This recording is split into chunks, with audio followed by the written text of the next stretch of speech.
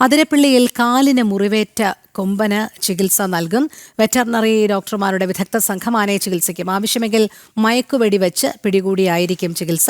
Plantation ഭാഗത്ത് എരുമത്തടത്താണ് നിലവിൽ ആനയുള്ളത്. ദൗത്യം അല്പസമയത്തിനകം ആരംഭിക്കുമെന്നാണ് മനസ്സിലാക്കാൻ കഴിയുന്നത്. തൃശൂരിൽ നിന്നും സാനു കെ സജീവ് ചേരുന്നു.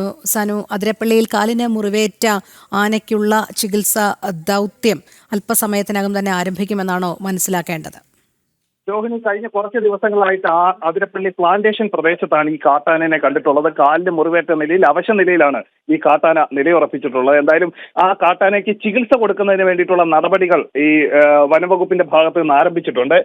വെറ്റിനറി സർജന്മാരടക്കം ഇവിടെയുണ്ട്. അവർ ക്യാമ്പ് ചെയ്യുകയാണ്. പ്ലാന്റേഷൻ ഭാഗത്ത് എരുമത്തടത്താണ് ഈ നിലവിൽ ഈ ആന ഉള്ളത്.